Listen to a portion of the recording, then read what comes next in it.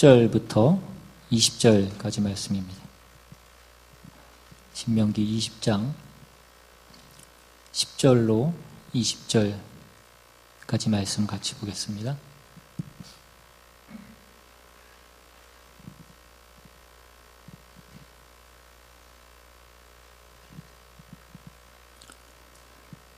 제가 읽겠습니다. 내가 어떤 성읍으로 나아가서 치려할 때에는 그 성읍에 먼저 화평을 선언하라. 그 성읍이 만일 화평하기로 화답하고 너를 향하여 성문을 열거든 그 모든 주민들에게 내게 조공을 바치고 너를 섬기게 할 것이요. 만일 너와 화평하기를 거부하고 너를 대적하여 싸우려 하거든 너는 그 성읍을 에워쌀 것이며 내 하나님 여호와께서 그 성읍을 내 손에 넘기시거든 너는 칼날로 그 안의 남자를 다 쳐 죽이고 너는 오직 여자들과 이와들과 가축들과 성읍 가운데에 있는 모든 것을 너를 위하여 탈취물로 삼을 것이며 너는 내 하나님 여호와께서 내게 주신 적군에게서 빼앗은 것을 먹을지니라.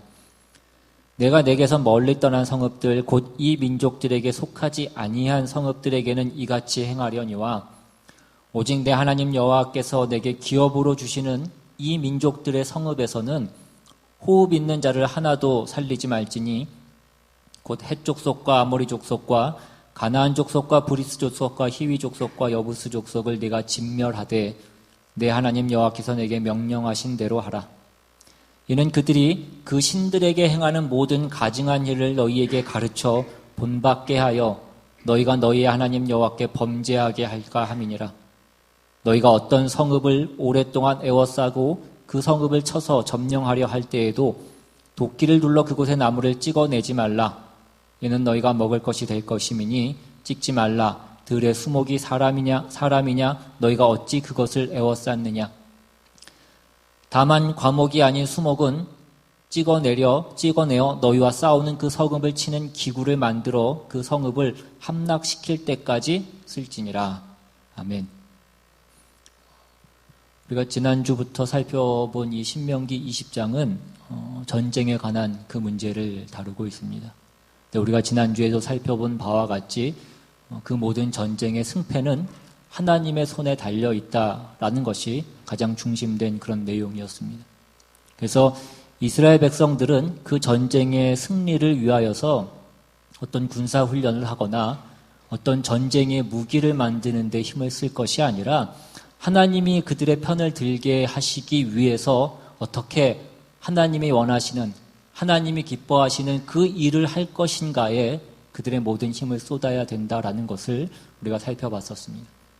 그래서 오늘 본문에서는 그 전쟁을 치르는 방법에 대해서 이제 나오고 있는데, 이제 그 전쟁을 치르는 방법에 있어서도 이스라엘 백성들은 다른 민족들과는 다른 어떤 방법과 원칙을 가져야 되는 것을 오늘 본문이 말씀하고 있습니다. 오늘 본문에 보시면 거기에는 크게 두 가지를 말씀하고 있는데, 첫 번째는 전쟁을 하기 전에 먼저 화평을 선언하라라고 그렇게 되어 있습니다. 이것은 오늘 본문 15절에 나와 있는 바와 같이 내게서 멀리 떠난 성읍들 곧 이 민족들에게 속하지 아니한 성읍들에게 해당되는 말씀입니다. 그러니까 여기서 이 민족들은 지금 이스라엘 백성들이 들어가서 차지할 그 가나안 족속들을 얘기하는 것입니다. 그러니까 그들이 들어가서 차지해야 될 그 가나안 원주민들이 아닌 그 가나안 밖에 있는 그 성읍의 사람들과 싸우게 될 때에는 먼저 화평을 제안하고 화평을 선언하라라고 그렇게 얘기하고 있습니다. 그러니까 언제나 그 가나안 밖에 있는 적들과 싸울 때에는 그 화평을 먼저 선언하고 화평을 제안하고, 그래서 상대방이 그 제안을 받아들이면, 그 화평을 받아들이면 전쟁을 하지 못하도록 그렇게 되어 있습니다. 그러나 만약에 그들이 그 화평을 받아들이지 않으면 그때는 전쟁을 하게 되는 것입니다. 그러니까 그 말은 이스라엘 백성이 먼저 전쟁을 하러 가지는 않는다는 것입니다.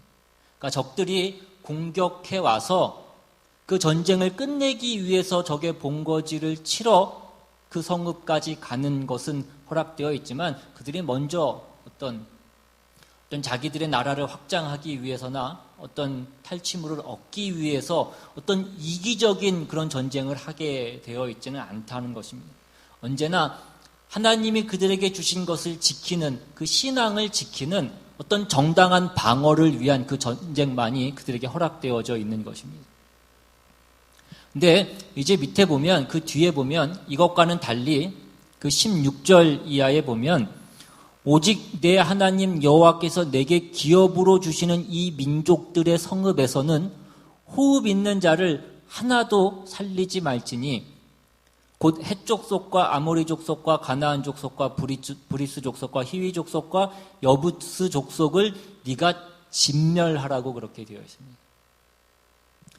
그러니까 이제 이스라엘 백성들에게 주어진 그 전쟁의 두 번째 원칙은 하나님께서 이스라엘 백성들에게 기업으로 주시기로 작정된 그 가나안 땅에 들어가서는 거기에 사는 그 가나안 모든 원주민들, 호흡 있는 모든 자들을 다 살리지 말고 진멸하라고 그렇게 말씀하고 있는 것입니다.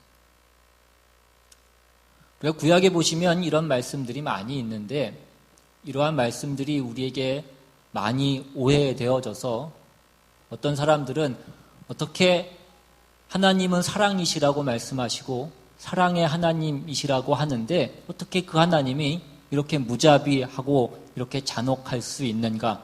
나는 이런 하나님을 믿을 수 없다라고 하나님을 배척하고 외면하는 어떤 그런 핑계로 이 말씀을 쓰기도 하고 또 어떤 경우에는 이 말씀이 어떤 성전이라는 그런 이름으로 그 많은 믿는 자들이 기독교가 믿지 않는 자들에 대하여서 어떤 폭력을 휘두르는 것이 정당화되는 어떤 그러한 근거로서 또 이 말씀이 사용되어지기도 했습니다. 우리가 잘 아는 그 대표적인 예가 역사 가운데 있는 어떤 십자군 전쟁 같은 것입니다. 그런데 오늘 이 말씀은 결단코 어떤 그 성전을 정당화해 주기 위해서 우리에게 주어진 말씀은 아닌 것입니다. 오늘 본문에도 보시면 그 가나안에 사는 그 원주민들을 진멸하라고 말씀하시면서 그 이유로 말씀되어지고 있는 것이 무엇이냐면 그 밑에 18절에 보시면 이는 그들이 그 신들에게 행하는 모든 가증한 일을 너희에게 가르쳐 본받게 하여 너희가 너희의 하나님 여호와께 범죄하게 할까 함이니라 이것입니다. 그러니까 지금 그 가나안 땅을 약속의 땅으로 허락받고 그 땅에 들어가서 그곳 거민들을 다 진멸하라고 말씀하시는 이 말씀이 가지고 있는 어떤 본질적인 의미는 실제로 거기에 사는 그 모든 원주민들을 다 쳐 죽이라는 데에 어떤 그 초점이 있는 것이 아니라 저들이 사는 그 삶의 방식, 저들이 우상을 섬기고 세상을 따라 사는 어떤 그 삶의 원칙과 그 삶의 방법들과 타협하지 말라는 것에 어떤 더 중요한 그 초점이 있는 것입니다. 전에도 말씀드렸듯이 우리가 싸워야 될 우리의 대적은 그 외부의 적이 아니라 우리 안에 있는 내부의 적이라고 말씀을 드렸습니다. 여러분, 인간의 죄라고 하는 것은 어떤 환경과 조건에서 비롯되는 것이 아니라 우리 안에서, 우리 심중에서 시작이 되는 것입니다. 인류의 시조였던 아담과 하와가 가장 좋은 환경이었던 그 낙원에서 그들이 타락했다라는 것을 우리가 잊지 말아야 됩니다. 모든 시험은 우리 안에서부터 시작을 하는 것이고 모든 죄는 우리 안에서부터 그 발동이 걸리기 시작을 하는 것입니다. 그것이 밖에서부터 시작되지 않습니다. 물론 우리가 우리의 환경을 좋게 만들고 그것을 아름답게 만들기 위한 그 노력을 해야 되는 것은 정당한 일입니다.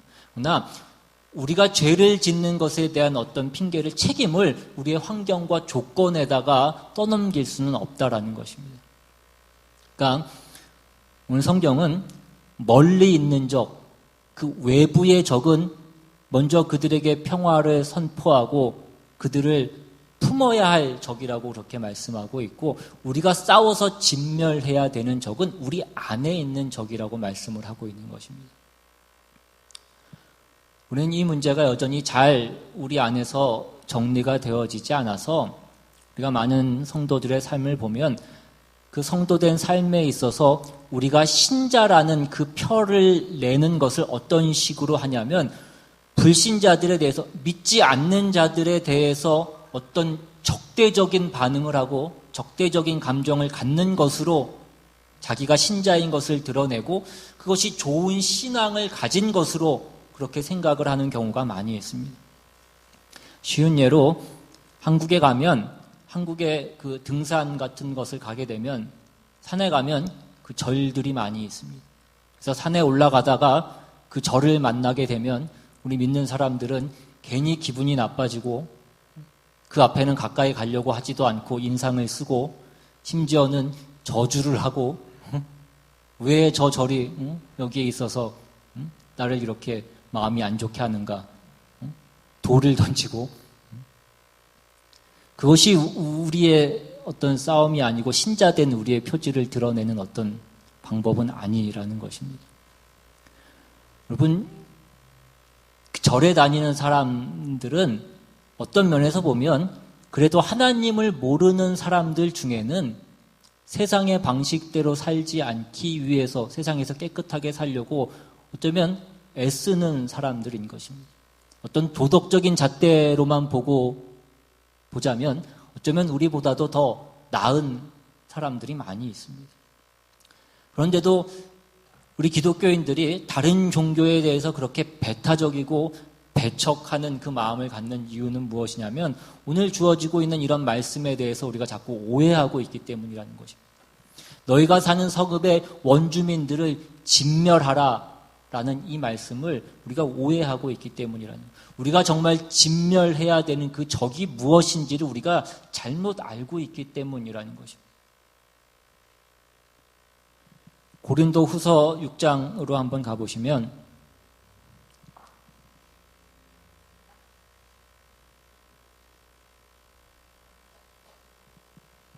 고린도 후서 6장 14절 이하에, 너희는 믿지 않는 자와 멍에를 함께 매지 말라. 의와 불법이 어찌 함께하며 빛과 어둠이 어찌 사귀며 그리스도와 벨리알이 어찌 조화되며 믿는 자와 믿지 않는 자가 어찌 상관하며 하나님의 성전과 우상이 어찌 일치가 되리요. 우리는 살아계신 하나님의 성전이라. 이와 같이 하나님께서 이르시되 내가 그들 가운데 거하며 두루 행하여 나는 그들의 하나님이 되고 그들은 나의 백성이 되리라. 그러므로 너희는 그들 중에서 나와서 따로 있고 부정한 것을 만지지 말라. 내가 너희를 영접하여 너희에게 아버지가 되고 너희는 내게 자녀가 되리라. 전능하신 주의 말씀이니라 하셨느니라. 여기 보시면 믿지 않는 자와 멍에를 함께 매지 말라라고 그렇게 말씀하고 있습니다. 여기서 말하는 그 멍에를 함께 맨다라는 것은 그 옛날에 그 밭을 갈 때에 소나 나귀를 사용해서 그 쟁기를 끌게 하거나 어떤 그 수레를 끌게 할 때에 한 마리로 그것을 끌게 할 때는 괜찮지만 이제 두 마리로 그것을 끌게 할 때는 두 마리가 서로 따로 가지 않도록 그 목 위에 긴 막대 멍에라는 것을 두어서 그 두 마리를 함께 묶는 것입니다. 그러니까 서로 각자 가지 못하도록 같이 가도록 하는 것이 그 멍에를 함께 매는 것입니다. 그러니까 믿지 않는 자와 멍에를 함께 매지 말라라는 것은 믿지 않는 자와 그 길을 같이 가도록 너희의 운명을 같이 매는 그 일을 하지 말라라는 것입니다. 그러니까 이 말은 믿지 않는 자하고는 상종도 하지 말고 도무지 사귀지도 말고 쳐다보지도 말라라고 주어지는 말씀은 아닌 것입니다. 그것을 확인하기 위해서 고린도 전서 5장으로 한번 또 가보시면 고린도 전서 5장 9절 이하에 이렇게 말씀하고 있습니다. 고린도 전서 5장 9절 내가 너희에게 쓴 편지에 음행하는 자들을 사귀지 말라 하였거니와 이 말은 이 세상에 음행하는 자들이나 탐하는 자들이나 속여 빼앗는 자들이나 우상 숭배하는 자들을 도무지 사귀지 말라 하는 것이 아니니 만일 그리하려면 너희가 세상 밖으로 나가야 할 것이라. 그러니까 우리가 이 세상을 살면서 여러 가지로 우리가 이 세상에서 우리의 생활을 하기 위해서는 우리가 만나고 얽혀서 살아가는 사람들이 많이 있는데 그 사람들이 다 믿는 신자일 수만은 없는 것입니다. 그러니까 우리가 사업을 할 때에도 다 믿는 사람하고만 하고, 내가 취업을 할 때에도 믿는 사람들이 있는 곳에만 내가 취업을 하고, 내가 무슨 물건을 사러 갈 때에도 믿는 사람이 하는 그 가게에 가서만 사고, 우리는 그렇게 할 수 없다라는 것입니다. 그런 일들은 우리가 운명을 같이 하는 어떤 일들이 아니라는 것입니다. 그것은 우리가 멍에를 같이 매는 일은 아니라는 것입니다. 그러니까 멍에를 같이 맨다라는 것은 우리의 어떤 존재의 본질되는 부분을 함께 묶어서 우리의 운명이 같이 되어지는 그 일을 얘기하는 것이고, 그런 것을 하지 말라고 말씀하는 것입니다. 그 외의 것들은 우리가 이 세상에서 함께 얽혀서 살아갈 수밖에 없습니다. 하나님이 그 이스라엘 백성의 조상이었던 아브라함을 불러서 장차 이제 그 후손, 그 이스라엘 백성들이 들어가서 살게 될 그 약속의 땅인 그 가나안 땅에 아브라함을 보내셨을 때에 하나님께서 그를 어떻게 보내셨는지를 다시 한번 잘 살펴보시길 바랍니다. 하나님이 아브라함을 그 땅에 보내셨을 때 그는 나그네로 그 땅에 들어갔던 것입니다. 그때 아브라함은 복의 근원으로서 그 땅에 들어간 것이었지만, 그가 그 땅에서 어떤 세력가나 어떤 심판자로서 그 땅에서 살지 않았다라는 것입니다. 그는 그 땅에서 평생토록 살면서 어떤 큰 세력을 가졌던 것이 아니라, 그가 가졌던 것은 나중에 그 매장지 하나, 묘지 하나 얻었던 것이 어떤 그가 그 땅에서 가졌던 것의 전부였습니다. 그가 그 땅에 그곳에 사는 사람들과 충돌하도록 그렇게 보내어지지 않았다라는 것입니다.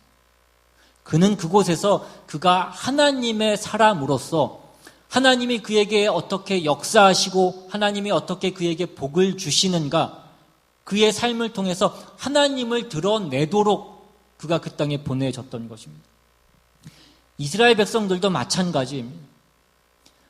이제 그들이 가나안 땅에서 하나님의 백성답게 삶으로 그 주변에 사는 그 모든 민족들에게 그들이 믿는 하나님이 누구신지, 그들에게 복 주시는 하나님이 누구신지를 그들이 이제 보여야 되는 것입니다. 그런데 하나님이 누구시고 이스라엘 백성들이 어떻게 복을 받는가, 그것을 나타내기 위해서 이스라엘 백성들은 그 안에서 거룩한 삶을 살아야 됐던 것입니다. 그런데 모든 것이 다 하나님 한 분으로 집중이 되어야 되는 것이기 때문에 그 안에는 우상이 있어서는 안 되는 것이었습니다. 그러니까 지금 이스라엘 백성에게 너희가 이제 들어가서 얻는 그 땅에서 그 땅에 사는 그 모든 원주민들을 다 진멸하고 그곳에 있는 그 우상들을 다 회파하라고 말씀하시는 것은, 아브라함이 한 개인으로서 하나님의 사람으로서 사는 것과 이제 이스라엘이라는 한 민족이 하나님의 백성으로서 살기 위한 어떤 그 무대의 크기가 다른 것입니다. 그러니까 가나안 땅은 이제 이스라엘 백성들이 하나님의 사람으로서, 하나님이 함께 하시는 그 백성으로서, 그 민족으로서 그들이 그 안에서 사는 것입니다. 하나님이 이제 그곳에서, 하나님이 그들에게 준 그 땅에서 이제 그들에게 나타나실 것이고 명령하시고 그들을 거룩하게 만드시고 그들에게 그 모든 것들을 표현해낼, 그것이 하나의 무대라는 것입니다. 그러니까 여기에 다른 것이 있으면 안 되니까 그 무대를 깨끗하게 치우라고 지금 말씀을 하고 있는 것입니다. 그러니까 이 모든 선택받은 자로서, 선택받은 나라로서 오직 하나님이 기뻐하시는 그 테두리 안에 있는 그 책임을 져야 되는 것을 말씀하는 것이지, 너희가 하나님의 선택을 입었기 때문에 너희가 어디를 가거나 너희가 어디에 있던지 간에 너희가 모든 곳에서 다 심판자로서 어떤 그 능력자로서 존재하는 것을 얘기하고 있는 것은 아니라는 것입니다. 그래서 오늘 본문에서도 이스라엘 백성들이 그 멀리 있는 곳, 그 가나안 땅과 멀리 있는 곳의 성읍의 백성들하고는 먼저 화평하도록 그렇게 말씀하고 있는 것입니다. 이스라엘 밖에 있는 그 땅의 백성들하고 싸우게 될 때에는 그들을 진멸하도록 그렇게 되어 있지 않습니다. 그러니까 우리는 우리의 환경과 조건을 고쳐내는 그 책임을 가지고 우리가 그 싸움을 해야 되는 것이 아니라 우리가 이 안에서 하나님이 주신 곳 안에서 하나님의 백성으로 부름받은 그 장소에서 우리가 이제 거룩한 존재로서 그 존재와 그 소속이 어디인가를 드러내는 그 책임을 지고 우리가 그 싸움을 해야 된다라는 것입니다. 성경에 보시면 그래서 우리 신자들을 상징하는, 표현하는 그런 하나의 어떤 상징으로서 가장 많이 얘기되는 것이 빛과 소금입니다. 어떤 신자의 특성과 책임으로서 주어지는 것도 너희는 세상의 빛이요 세상의 소금이라입니다. 여러분, 빛은 빛끼리 따로 모여 있지 않고 소금은 소금끼리 따로 모여 있는 것이 아닙니다. 세상 속에 빛으로 있는 것이고 세상 속에 소금으로 있는 것입니다. 예전에도 한번 말씀드렸듯이 가로등이 서 있는 것은 가로등이 띄엄띄엄 따로따로 그렇게 서 있는 것이지 가로등이 함께 모여 있지 않습니다. 소금끼리 함께 모여 있는 것이 아니라는 것입니다.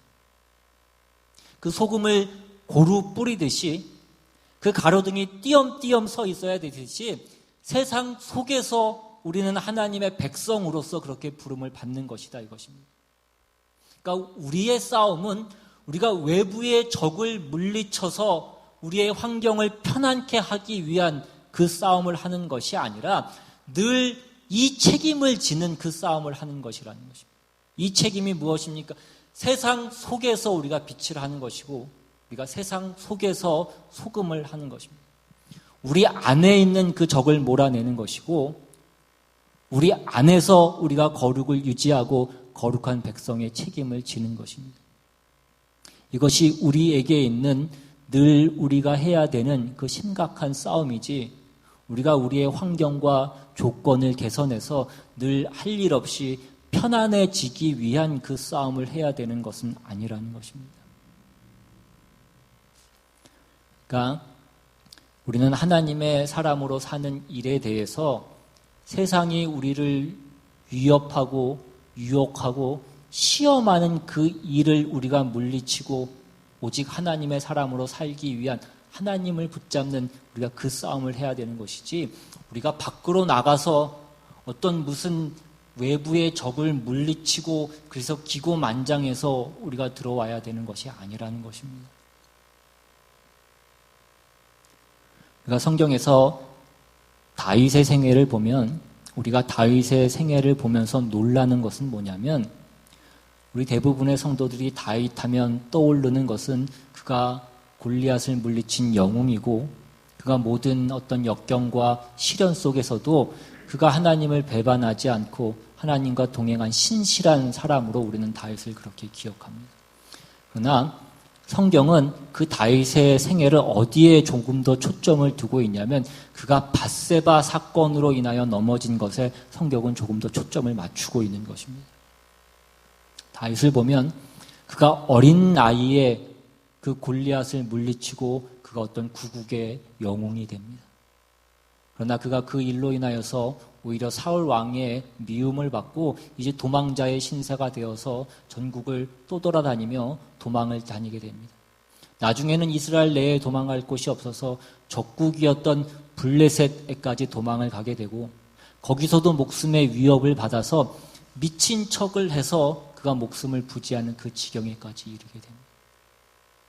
그럼에도 그가 하나님이 기름 부음 받은 자를 그가 해할 수 없다라고 해서 사울을 해하지 않고 끝까지 그 믿음을 지키다가 나중에 이제 사울이 죽은 후에 이제 드디어 이스라엘의 왕이 됩니다. 그가 왕이 되어서 이제 주변의 모든 대적들을 다 물리치고 그래서 나라를 굳건히 하고 이 모든 것들이 다 이루어진 다음에 이제 그 다윗이 이 밧세바 사건을 범하게 되는 것입니다. 우리는 이 모든 것들을 보면서 다윗이 흠잡을 데 없이 완벽한 사람이었는데 이거 하나가 어떤 오게티다라고 그렇게 생각할 수도 있습니다. 아니면 인간은 완벽할 수 없으니까 하나님께서 다윗에게 이 문제 하나를 어떤 오게티처럼 그렇게 만드신 것이라고 그렇게 생각할 수도 있습니다. 그러나 어떤 의미에서는 다윗의 생애에 있는 그 모든 앞에 있는 그 모든 사건의 내용들은 이제 다윗이 이 밧세바 사건으로 인하여서 넘어지는 그 일을 더 부각시키기 위해서 주어진 그 모든 일들일 수도 있다라는 것입니다. 다윗이 밧세바 사건을 범한 후에 나단 선지자가 와서 그를 책망하고 하나님의 심판의 경고의 말씀을 전하자 그가 회개하고 참회의 시를 쓴 것이 시편 51편입니다. 그 시편 51편에 다윗이 뭐라고 얘기하냐면 내가 죄 중에 태어났다라고 그렇게 고백합니다. 그 죄가 항상 내 앞에 있었다라고 그가 그렇게 고백을 하더라는 것입니다.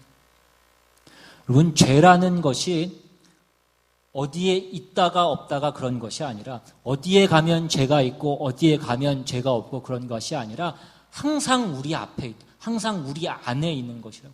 우리가 노력해야 생기고 우리가 무엇을 해야 생기는 것이 아니라 우리 안에 그 죄악이 항상 우리 안에 있는 것이라고. 그러니까 우리의 적이 우리 밖에 있지 않고 항상 우리 안에 있더라는 것입니다. 이것이 다윗이 깨우친 것이고 다윗의 생애를 통하여서 성경이 우리에게 가르치고 말씀하시고 싶어 하시는 그 모든 내용이라는 것입니다.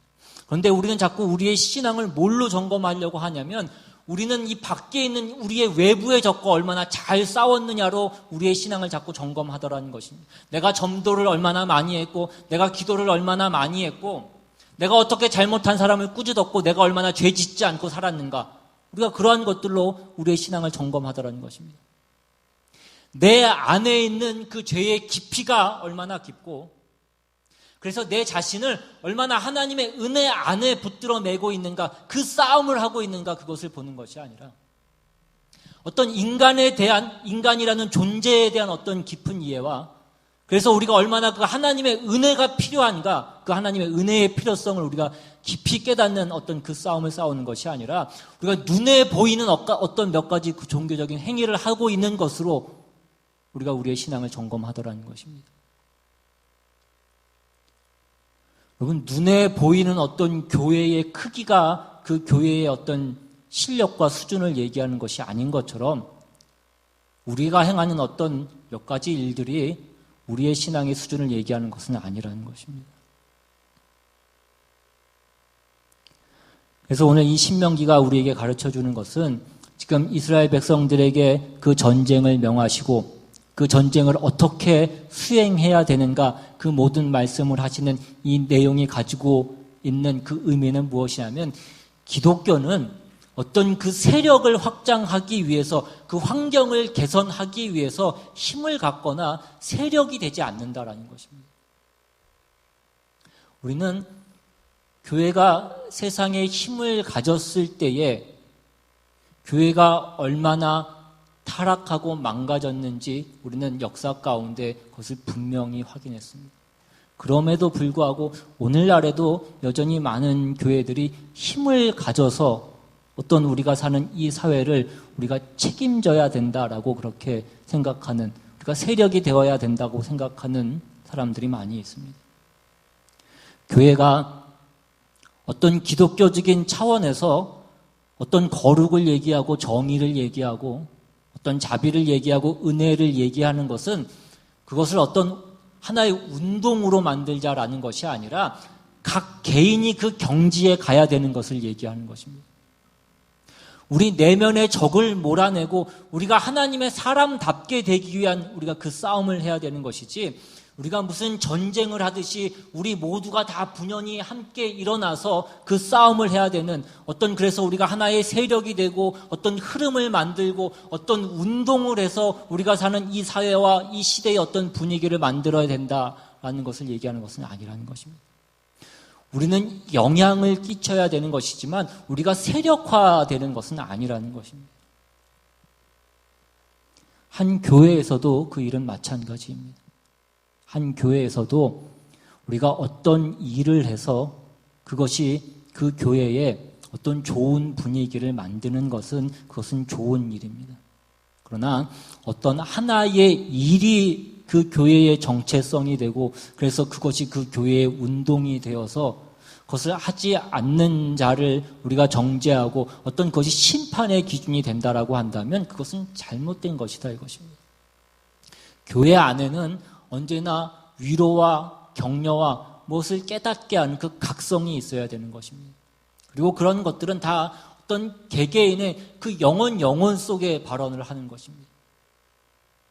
왜 이와 같은 문제들을 자꾸 계속해서 강조를 하냐면, 교회가 자꾸 어떤 명분을 내세워서 그것으로 사람들을 정죄하고 심판하는 것으로 쓰지 어떤 명분으로 사람을 위로하고 용서하는 대로 가지는 않더라는 것입니다. 그럼 교회는 끊임없이 용서하는 것입니다. 그리고 어느 사람이든 그 개인이 자신 속에 있는 그 모든 죄를 다 몰아내고 그 안에 있는 원주민들을 몰아내고 한마음 한뜻으로 하나님께 자신을 붙들어매는 그 일들은 본인의 몫이고 본인이 책임이고 본인이 해야 되는 일인 것입니다. 그 사람이 그런 사람이 되어야 되는 그 싸움을 해야 되는 것이 옆에서 그것을 다그쳐서 되는 일은 아니라는 것입니다.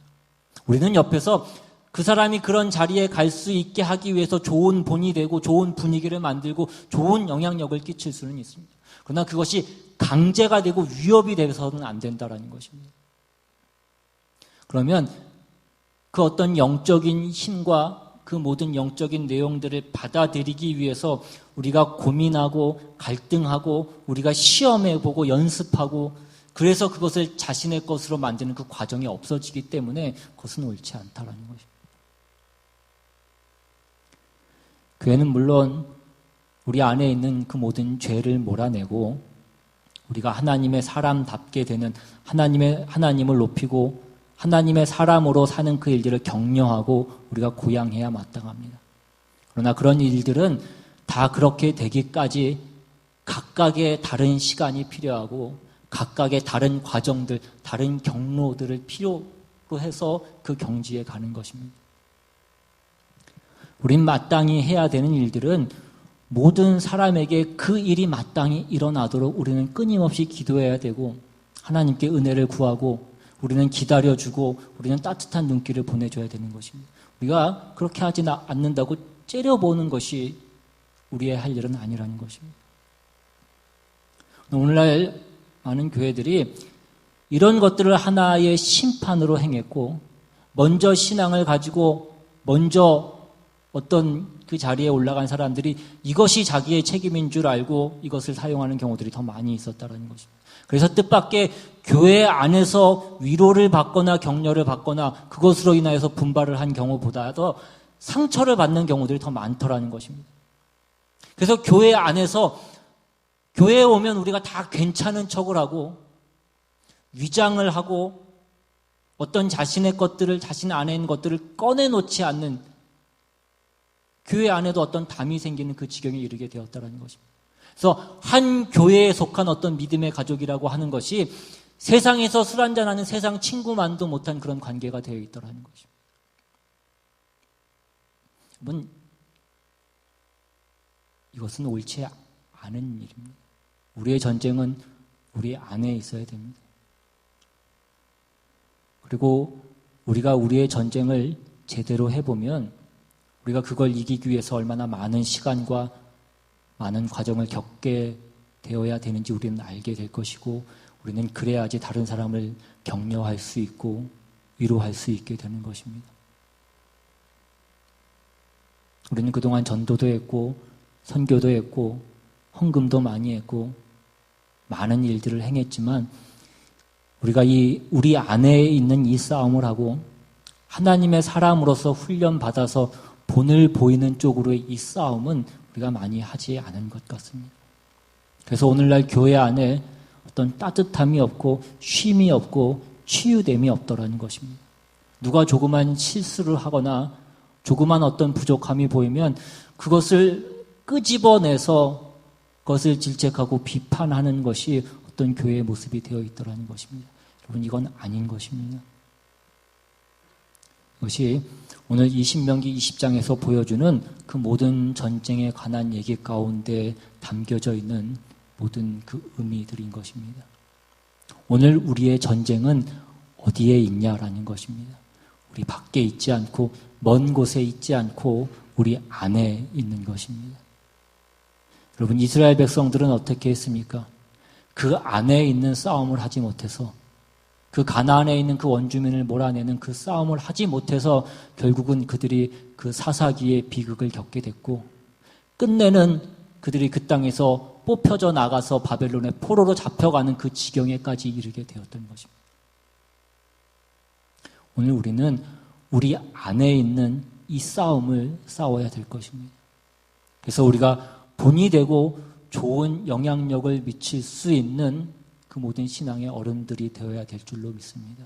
우리가 이 책임을 우리가 있는 그 자리에서 우리의 시대와 우리의 사회 앞에 교회와 이웃 앞에서 이 책임을 지는 저와 여러분 모두가 될 수 있기를 주님의 이름으로 축원합니다. 시간 같이 한번 찬양하고 또 받은 말씀 생각하시면서 기도할 수 있기를 원합니다. 오늘 우리가 싸워야 될 싸움은 무엇인지, 하나님이 내가 거룩하니 너희도 거룩하라고 말씀하신 우리가 그 거룩을